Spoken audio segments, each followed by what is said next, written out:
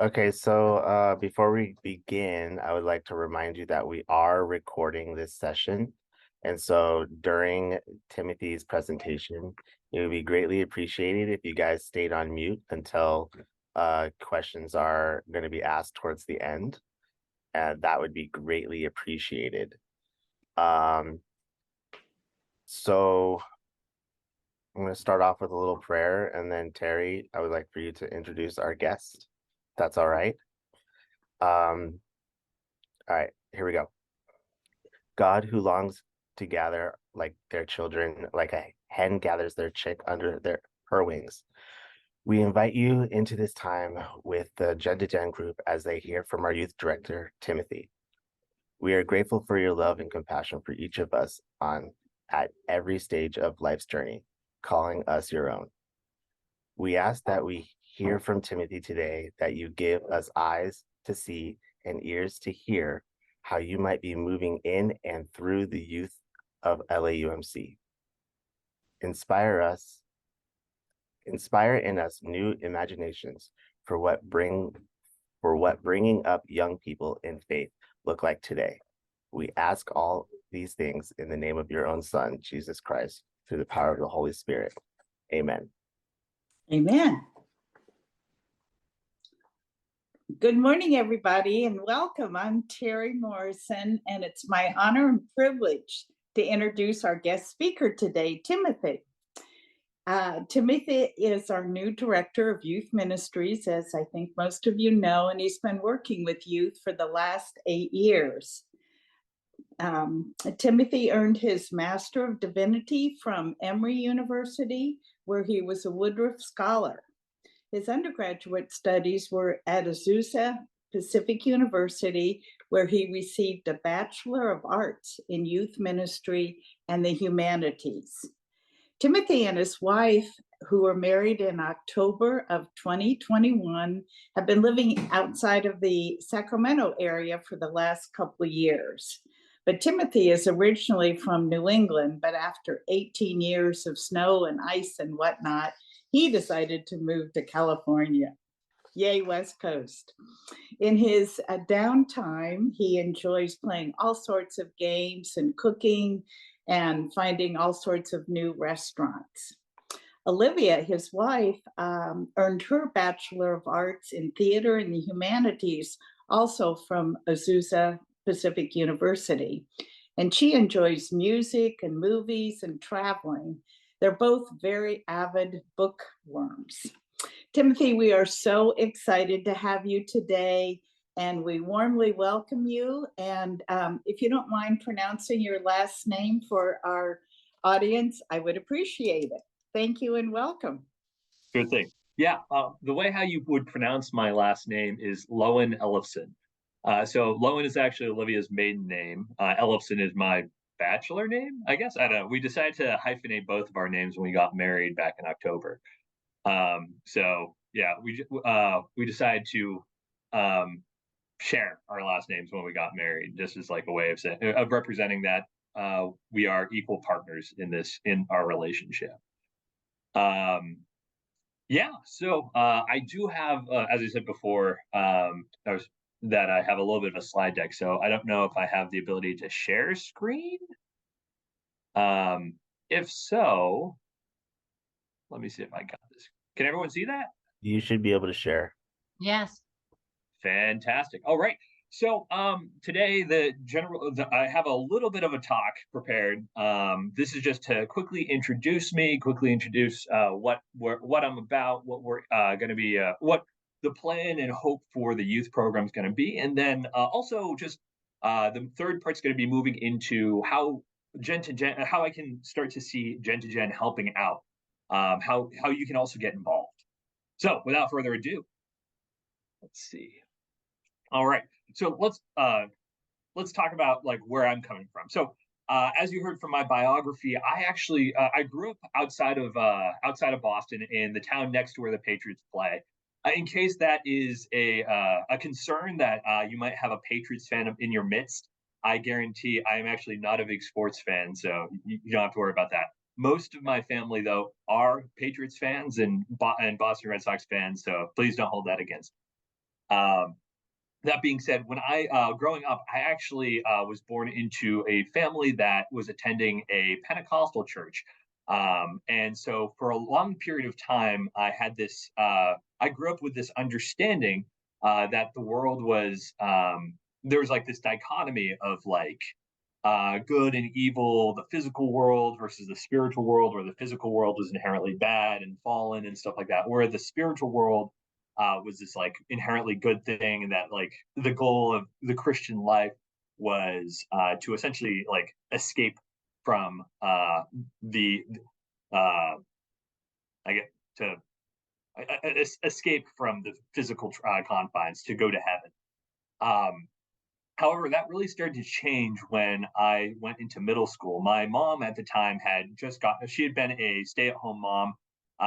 She's actually one of the people that really laid a really great foundation for me in terms of my own spiritual walk. She would make sure that we were going to church every single week.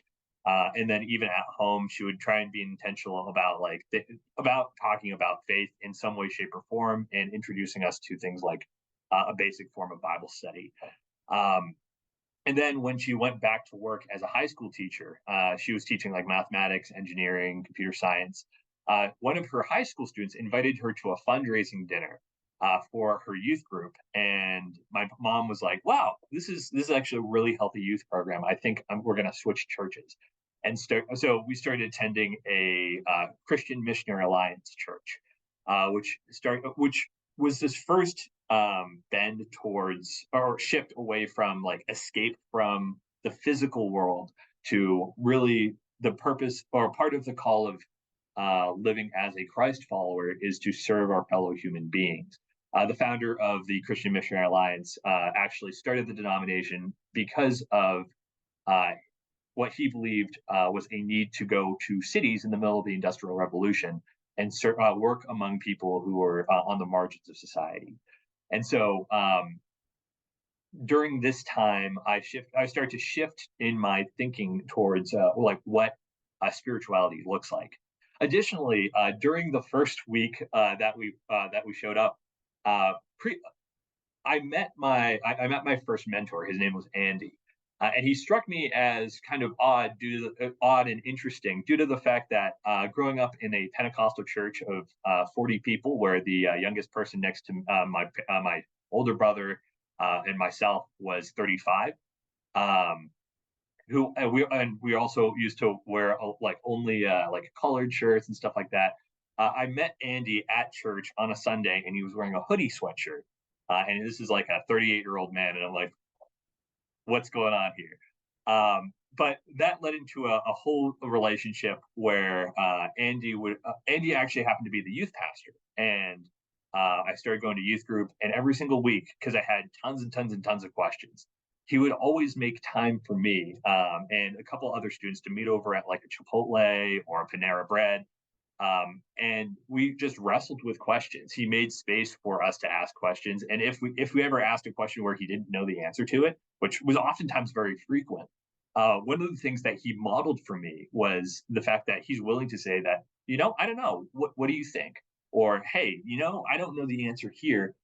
Here's some different resources that I might go to, and you're more than welcome to also explore on your own, and we'll talk about what we found next week. And so Andy, for me, as a middle school and a high school student, because we met every single week at that Chipotle, all the way from sixth grade, all the way to the day I graduated, really modeled for me what does it look like to have a love of learning, an intellectual curiosity, and a vibrant faith. In the middle of high school, I started really thinking about what I want to do when I grew up. And so one of the cool things was Andy started giving me some opportunities at the church, whether that was helping lead a Bible study, helping occasionally helping teach youth group, and giving real time feedback with other students around me, and as well as encouraging me to get involved with a college program through Gordon Conwell Theological Seminary. Um, and after all these different opportunities, and Andy also encouraged me to talk to my community to see what I was getting myself into. And I remember specifically there was this one moment where I was sitting down with a senior pastor of another church, and when I mentioned that I was thinking about going into youth ministry, he had said, "Well, I don't know if you should like spend 4 years studying youth ministry specifically, because really, youth ministry is just a stepping stone to where the real work of ministry is." And he encouraged me to study either theology or biblical studies or ministry, with the emphasis of, like, the intention of eventually getting to a senior pastor position. Now, the thing is, when he said that, there was something in my gut that caused me to not so much snap, but have a very passionate response where I said, with all due respect, if there were more people who were invested in youth ministries for the long term, we wouldn't have as much real work in a senior pastor position in the first place. It's more of a team effort. It's not just trying to get to the top of the pile. When I told Andy about this, he responded by saying that oftentimes it's the things that not only bring us excitement, but the things that irk us in life that can oftentimes point us towards what we're called to. And so with that, I attended Azusa Pacific University studying youth ministry. And it was there where I met a whole bunch of different pastors, theologians, professors, biblical scholars from a slew of different traditions within Christianity. This was actually where I first got introduced to Methodism, to Presbyterianism, um, to Anglicanism, Episcopalianism, Catholicism, and was able to be mentored by a whole bunch of different people. During my senior year, I was then appointed by a number of my professors and mentors to attend Emory University as a continuation of my studies. And so I pursued my MDiv with an emphasis in spiritual formation and public witness, as well as getting a certificate in religious education. The reason why that is because I wanted to be. I knew that I only had a limited amount of time with students each week. And we'll actually I'll crunch some numbers with you in a little bit just to show you how limited I mean. And so I want to be strategic and strategic about what I do, how I teach, what I teach, and for how long, so that students who I have from 6th grade all the way through 12th grade have a foundational understanding of the faith that I would be satisfied with as they head off to college. So after graduating from seminary, I moved out to Sacramento to help a friend build out a youth program, and got married a couple months after that. And then, as of 3 months ago, June 3rd, we moved out to Palo Alto, and then I started at LAUMC the next day. So that's a little bit about the timeline, I guess you could say.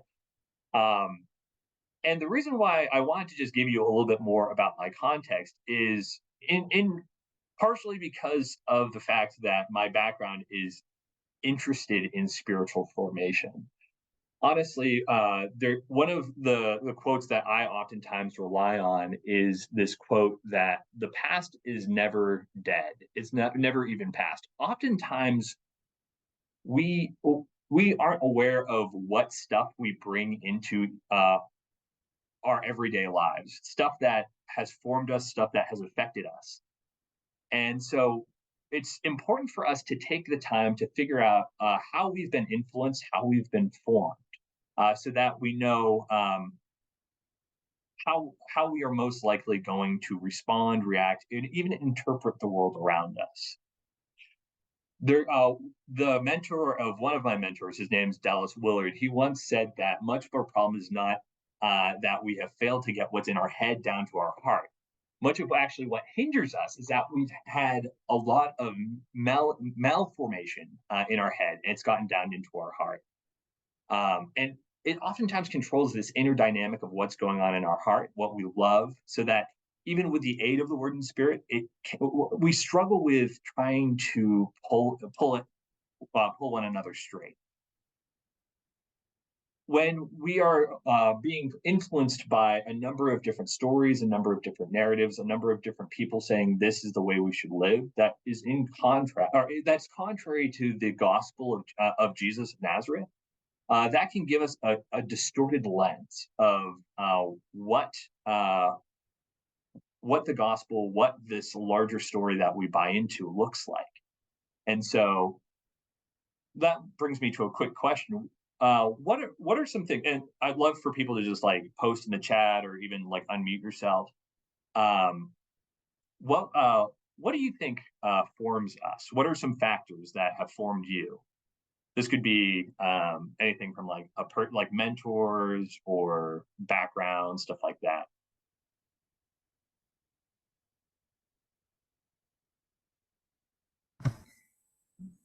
Yes, Miriam. Yeah, well, I think a lot of times it's our experience and then how we interpret it. And that may be a mentor helping us interpret it. But to me, I've grown more from actual experience. I mean, I like to read, so I'm sure I'm influenced by books too, Mhm. but I'm influenced a lot by something I experience.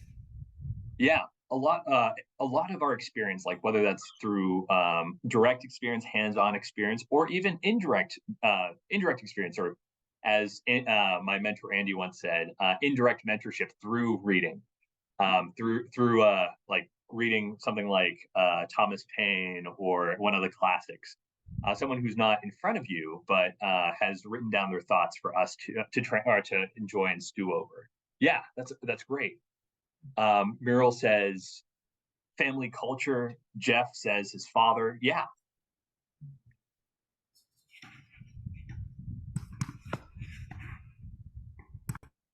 MYF? Say what? MY.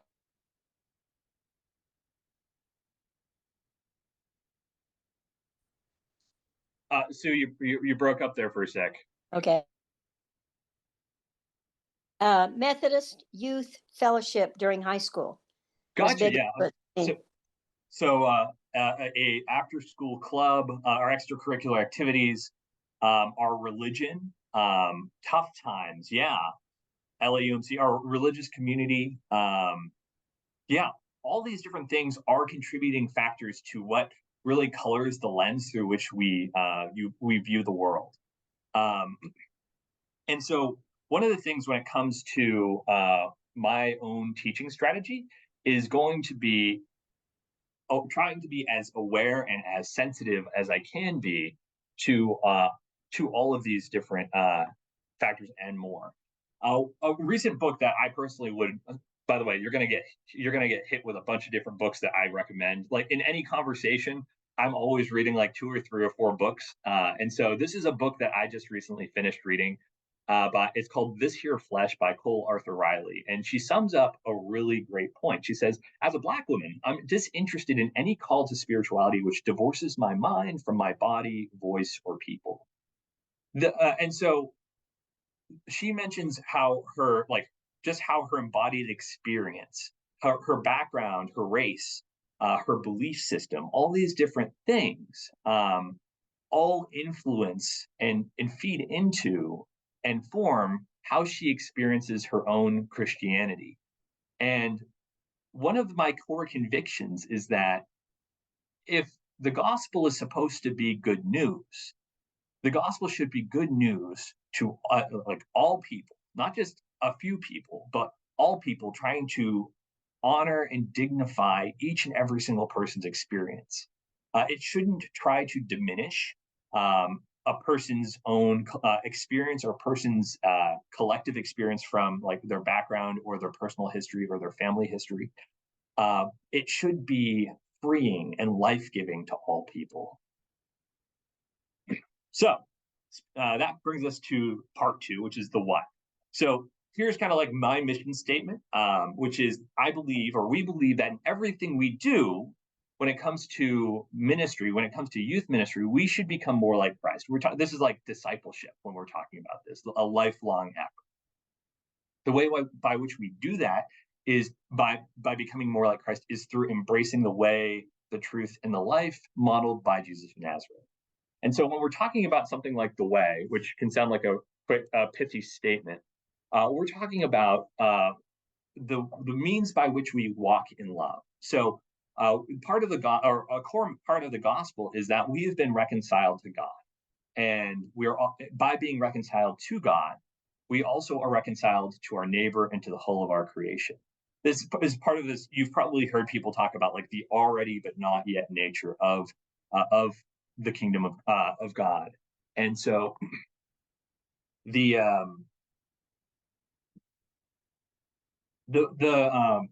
sorry, that throat's dry from talking so much. So while we have been reconciled to God, there's still a lot of stuff that seems to be wrong in the world. And so part of what our job as Christ followers, as people who are responding to this message of Jesus of Nazareth is supposed to be doing, is learning to better embody, better actualize what it looks like to love all of our neighbors, to love all of creation around us.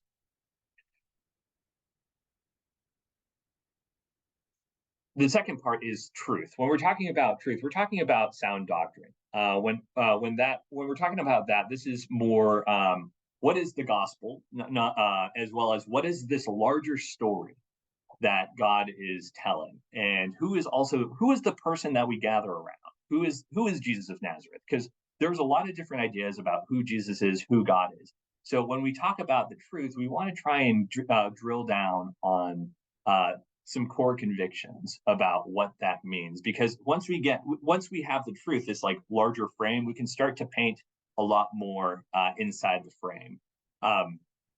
G.K. Chesterton talks about how the essence of every portrait, the essence of like the whole story that we're telling, is oftentimes the frame, the thing by which we define everything else, and that would be the truth in this way, shape, or form. And then finally, the life is communing with God. These are meaning-filled habits. These are things that we do communally as a as a group, whether that's on Sunday or in your small group or another group of people that you found spiritual renewal.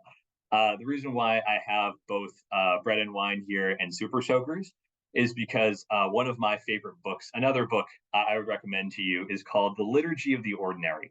And that's by Tish Harrison Warren. She talks about how there are a lot of different ordinary practices, seemingly mundane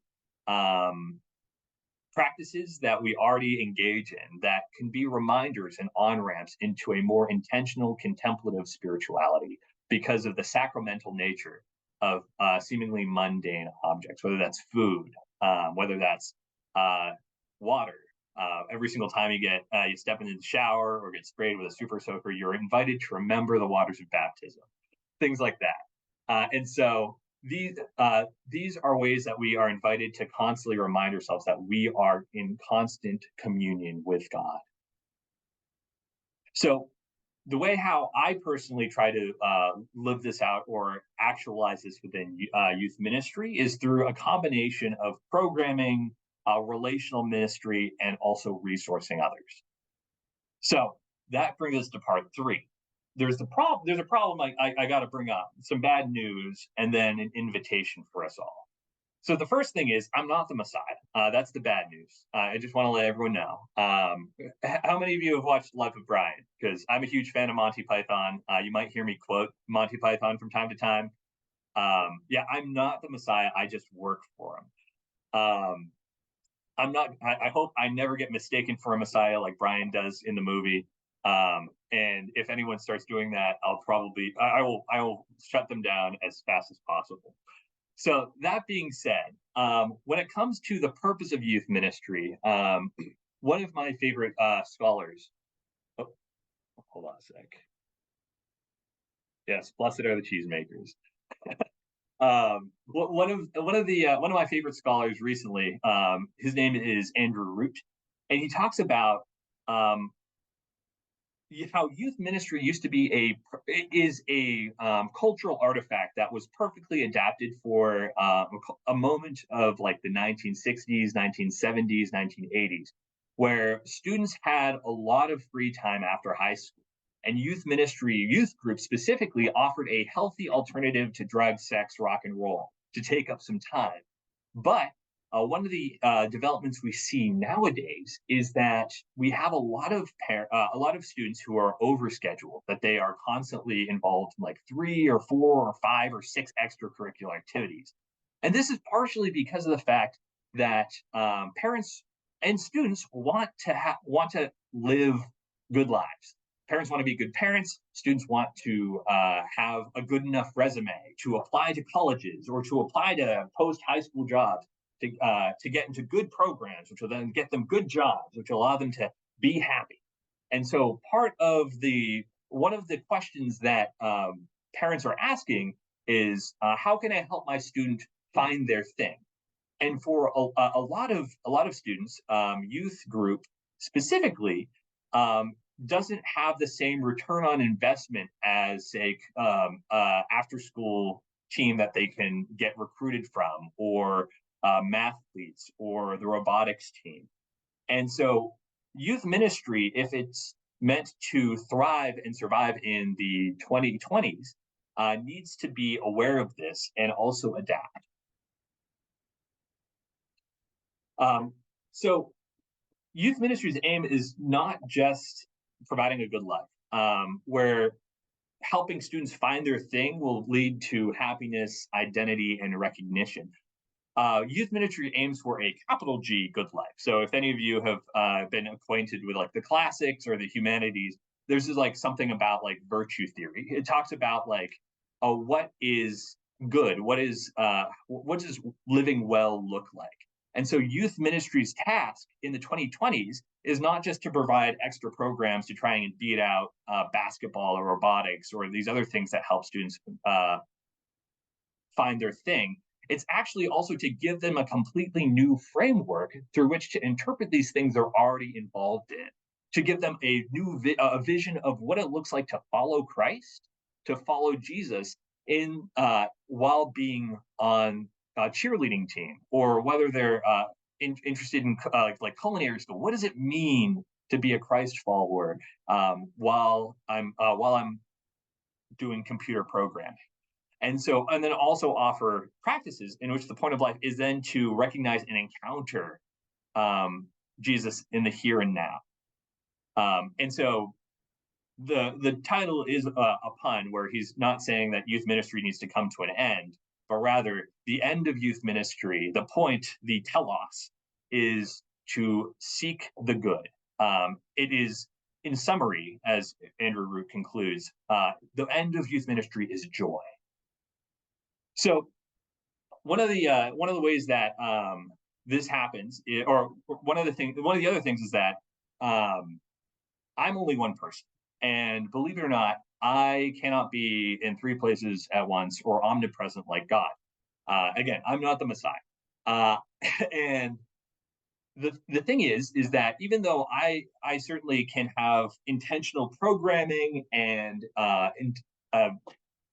concise doses of like conversations to help steer students towards being more reflective of their spirituality, what most people don't realize is that the people who actually have the most impact on their life are actually their parents and their guardians.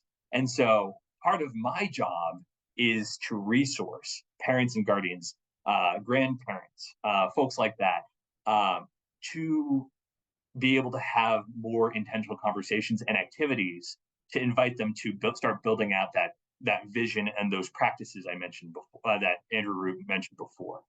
Now you might be saying, but wait, those aren't my kids. I'm an empty nester, or like I never had any kids. What difference will this fact about like that you just shared make? Well, let me tell you this. So this is the breakdown of a teen's week over 168 hours. This is both the week and the weekend. So when you see, so just to give you a little bit more of a breakdown. So education on average is 4 hours and 32 minutes a day. They're not playing hooky. They're just also factoring in the weekend as well. And so when it comes to leisure time as well, one of the other things you have to keep in mind is most of that leisure time with other and socializing, that's also in extracurricular activities. So most like a third of the time that teenagers are alive, they are sleeping, and then the other another like good chunk right there, a little bit more than a third, is spent in extracurricular activities or in something that's already scheduled, and then the other portion is they're online, whether that's for further education or just to hang out with friends or to connect with people online. And when it comes to youth group and faith related activities, out of 168 hours out of the week, I usually get to hang out with them for about 2 hours. So when it comes to things that form us, while I can certainly offer like a potent like message or lesson or experience, and every so often maybe a retreat, uh, most of the formation that they're going to be experiencing are going to be happening at school and at home. And so, if we want to be more intentional about inviting them into building out more vision or a more cohesive Christocentric vision, I want my strategy is to equip parents, equip guardians, equip volunteers, equip people in the church to be able to do that as a team. Because students overall, they are generally feeling pretty overwhelmed, overscheduled, pretty burnt out. Now, well, some of the things that some of the things that in the midst of all of this happening, students are always asking these big three questions: Who am I? A sense of identity. Where do I fit? It's a question of belonging. And then, what difference do I make? This is a question of purpose. And so, when it comes to who am I, this is more like an internal search. Students are trying to figure out, who do I love? What do I believe? What am I like? What do I do? Stuff like that during adolescence. Where do I fit? This is more like a question of competency, as well as like in this larger community of us. What role do I play? And then what difference do I make? This is more a larger universal question. This question of like, what is my meaning in life? And these questions are questions that they are constantly going to be asking. Unfortunately, in previous generations, people would oftentimes be able to have these conversations with their parents, have these conversations with their guardians, with their friends, because they had a lot of downtime just to be able to experiment, to wrestle with things. But due to the fact that they're constantly overscheduled, due to the fact that they're involved in all these different activities just to build up their resume and things like that, they're always feeling like they have to perform and fit an external sense of value or a standard to be good enough. While this is good, it can also cause teenagers to not be able to wrestle with a lot of stuff going on in here. So that might lead to students having like what I sometimes refer to as a quarter life crisis. Like my sister, for example, she currently is living in Berkeley, and she has she just finished her master's degree in biochemistry, and she was actually about to go get her PhD program, where she realized, wait, I don't actually want to do this. I was just told that I was good at it. This doesn't actually bring me any form of satisfaction. And so she tapped the brakes and did a complete 180. And she and this is happening all the time because students actually are constantly moving at high speed. They don't know who they are. And if they don't know who they are, they don't know where they fit, and they don't know what difference they're going to make. And so one of the ways that people can meet this need is by being warm. According to Dr. Kara Powell in this book, another book that I'm throwing at you today, Growing Young, she talks about how young people are just looking for warm, welcoming communities. So the funny thing was, when Olivia and I first came to LAUMC, literally the first week we walked in, I think Terry from like the lunch bunch recruited me, and Olivia was like, hey, we're going to get like food, you want to like join us and have a conversation? And that was just like one of many green flags we experienced when we first started thinking about or when we got plugged into LAUMC. And students are looking for a very similar form of warmth. They're looking for a unconditional welcome, hospitality, and they just want to be able to be real with you. They are looking to be able to share their own messiness and also walk alongside others in the midst of their messiness too.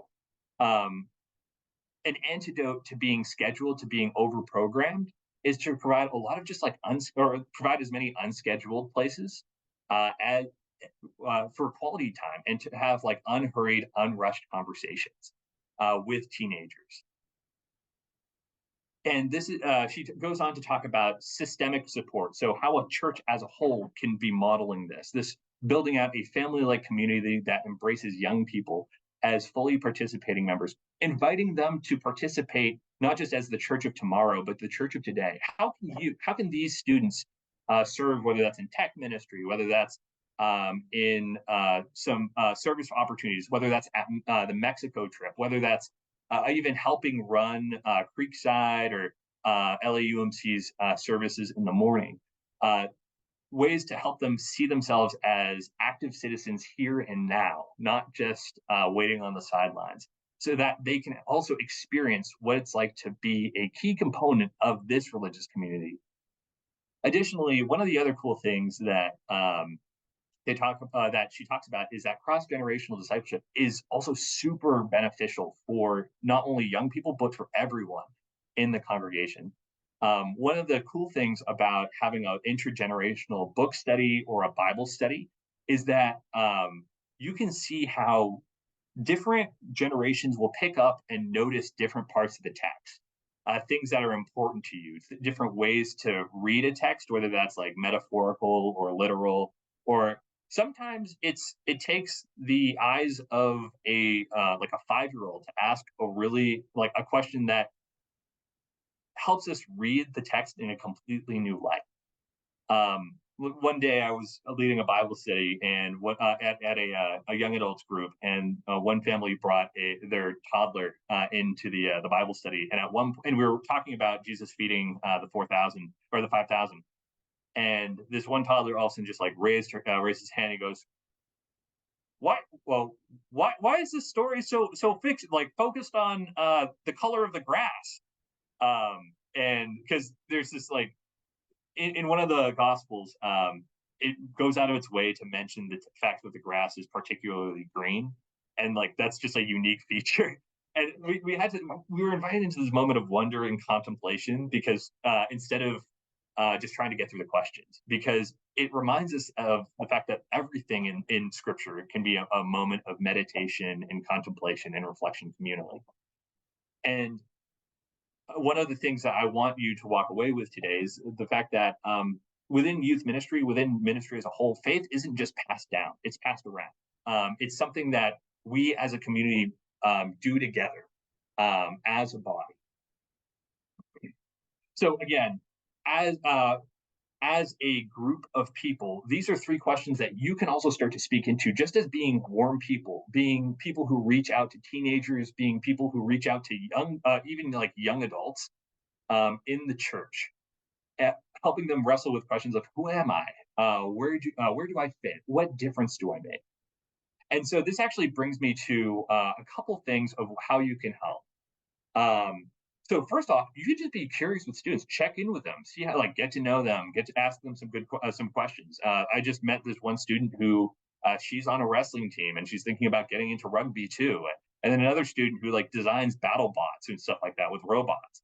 And it's fascinating to see what they get up to. Another student just came back from South Korea for the Scout Jamboree.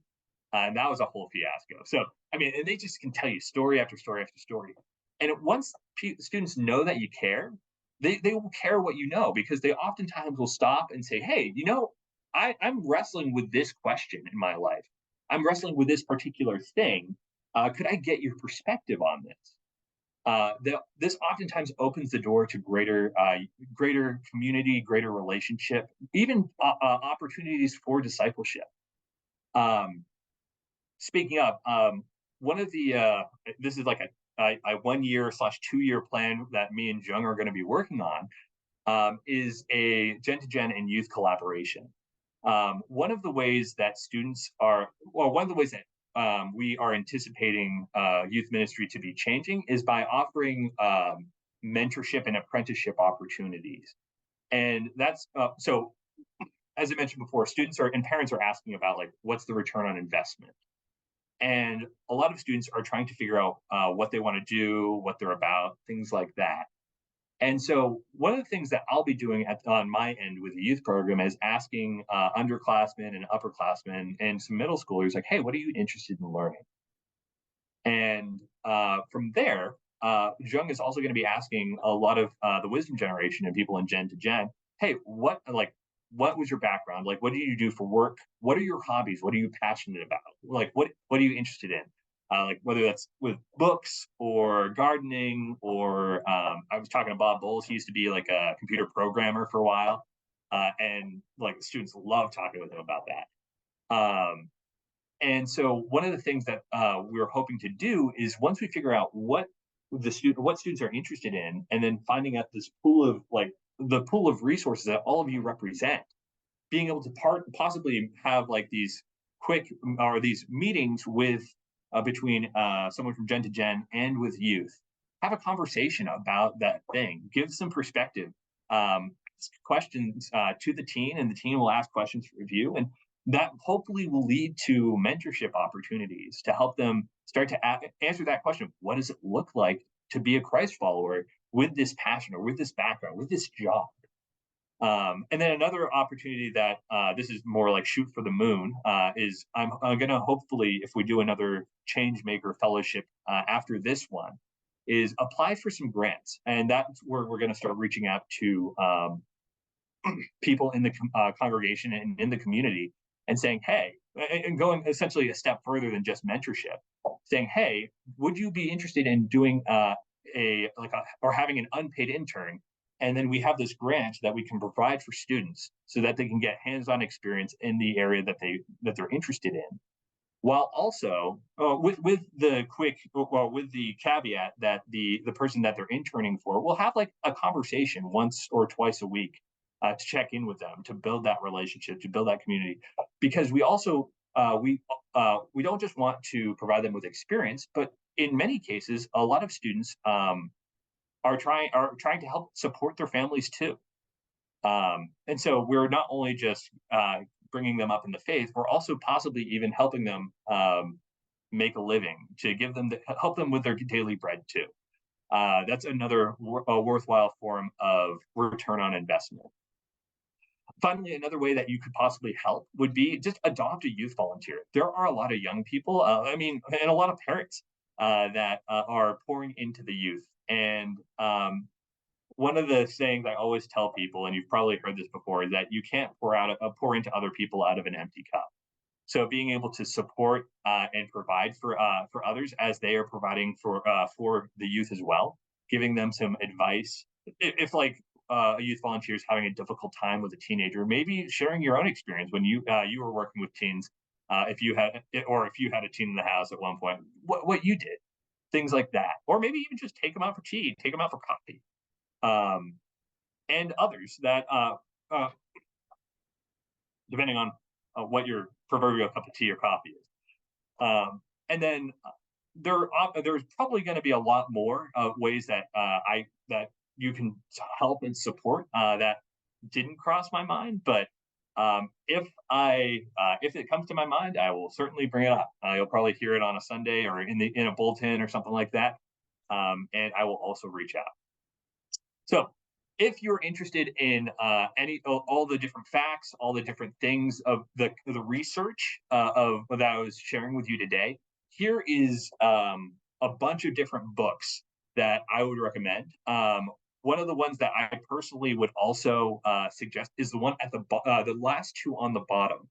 So Mark Overton, Mentorship and Marketplace, is talking a little bit more about how this apprenticeship model is actually already working in Vancouver, Washington right now. And then Meg J, The Defining Decade. She is a counselor and a therapist out of, I think, Berkeley or UC Davis. and she talks about like what are some habits and just like basic life skills that young people today should try and develop. And these are an on-ramp to mentorship conversations too. All of these books I recommend hands down. And if you want to start a book group with me, I will talk your ear off about any of them. I love these books. Yeah. And with that, that is my whole spiel. So does anyone have any questions, comments, concerns, and or hate mail?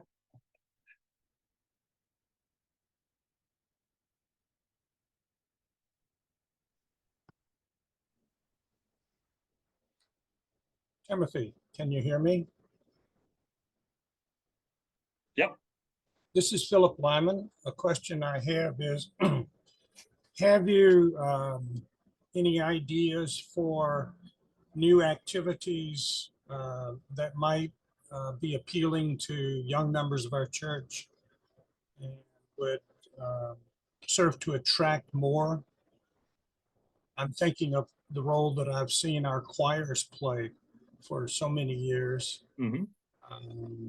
To a certain extent, the house building programs in Mexico have played for a number of years. In your experience, have you come across ideas that you might suggest for implementation at LAUMC? Yeah, there are a couple different ideas that I've seen already as like green flags and things that I could see really taking off. What's going on within the Changemaker initiative seems to be a great way of getting plugged into a lot of young people. Another opportunity that I was just actually doing a cross-sectional survey of a bunch of college pastors and young adult pastors has been, and this is something I'm thinking about doing soon, is having like during orientation weekends at colleges nearby, Stanford, Foothill, San Jose, and then possibly arranging a shuttle to our Creekside service. Most young people like to sleep in on Sunday. And so the 8 a.m. or the 10 o'clock at 10:30 may not be the most appealing to them. But the evening service might be something that that could draw people. However, a lot of college students don't have cars. And so even if they are looking for a religious community, they oftentimes aren't able to get off campus. In fact, I have the book here. In Growing Young, one of the things that young people at colleges said was that they one of the three within the top three things that young people were saying is that they were always looking for a religious community to get plugged into, but they just don't. They have accessibility concerns, and so possibly arranging some type of shuttle to meet up with them on Sunday at like 4:30 or something like that to drive them over to Creekside. Is a great option. And then I know that Dave and Dirk are talking about doing Creekside dinners after Creekside. And so if you've ever watched the movie Field of Dreams, it's kind of that method. Instead of if you build it, they will come. If you feed them, they will come.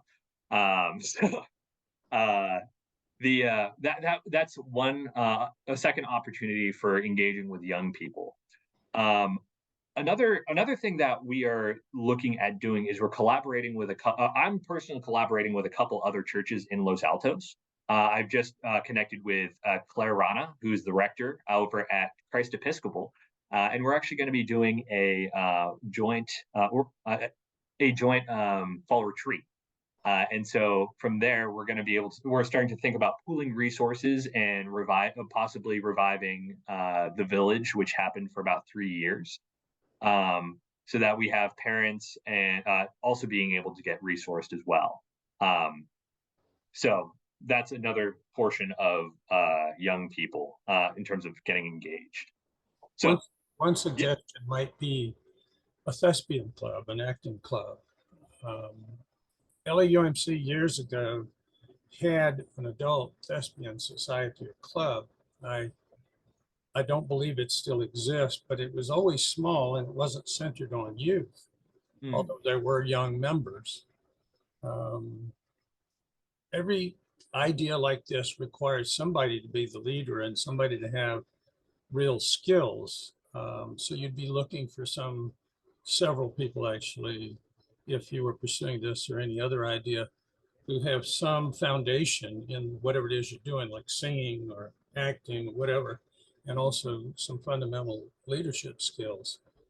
But the reason I'm asking about these things is, as we all know, church membership is diminishing nationwide. And for the longest time, LAUMC seemed to be not as susceptible to these trends, though they are playing a role, but not as much as in other churches. As my last comment is, as we all know, there's some actually across California, there are Methodist churches that have been boarded up. So we've been fortunate, but mostly I always thought it was due to the diversity of not just who we are, but the things we did.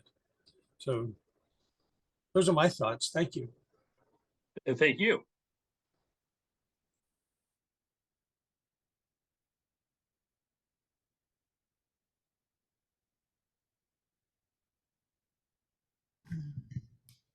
I really appreciate what you've shared, Timothy. My background in Christian education, I kind of come from a different point of view, but I'm really appreciating how you're not just focusing on having the kids come and spend that time with you. I appreciate the way you are trying to really engage them and help them figure out how to do life and make that, a different life because of their faith. And I really, really appreciate your ideas. So that's exciting. Well, thank you, Miriam. And I will probably want to pick your brain from time to time as well, just from your own experience and background. Timothy, non-me. I've been a member for a long, long time, and had 4 kids go through the youth group. Was a child advocate for abused and neglected kids for a long, long time. I think what made the difference when there was, the beginning of apathy towards going to church and kids kind of losing interest, parents became busy, more and more 2-income families, less time. Sunday was a sacred space, literally. Just have a cup of tea or a cup of coffee and not have to be at work. And I think the reason the youth program was always so strong was that it was such a safe, all-inclusive place.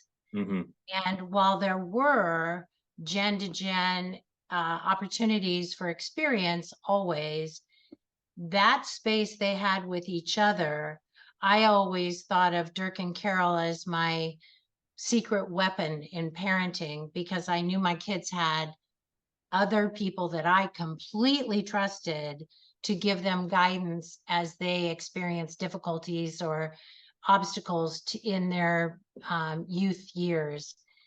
But I know so many kids that were Catholic and going to mass every week, but also came to Mosaic because they didn't want to miss out, or they were Jewish, or their families were Buddhist. And they came because of, to use Dirk's favorite word, because of the community, because of this feeling of belonging. So while I really appreciate your focus on the gen-to-gen, and I think that's really, really important, especially as I get older. I love being around young people. So I think selfishly it's great. But I also think it's really important that they have their place, their space, because it becomes a very sacred space for them. Yeah. And so I just don't want to lose that in the vision of everybody working together. It's a great utopian idea, but each generation needs their generation of wisdom and understanding and acceptance as well. Yeah, you are absolutely right. And I should probably to clarify what I was trying to get across is by no means am I trying to abolish youth group as this space for teens.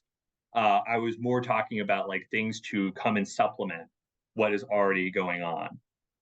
And so I totally agree that youth group can be a place where they can build a sense of community in and amongst themselves. And then outside of youth group, during the rest of the week, we also have these opportunities to connect with teens at like in terms of intergenerational stuff. The reason why I was so heavy on intergenerational stuff is just because as the youth pastor speaking to the gen2gen group, I really want to try and scratch that relevancy itch. Sure. But yes, certainly, one of my core goals is to try and create a place where students can feel this unconditional sense of welcome and hospitality.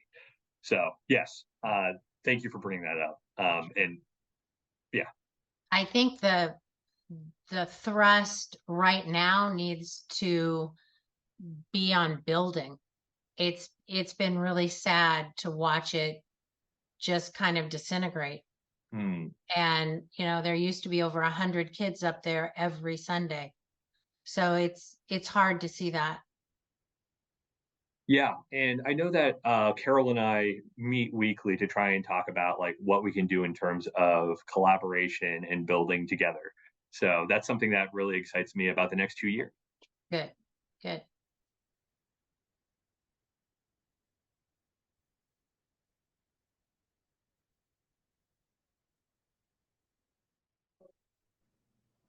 A closing point.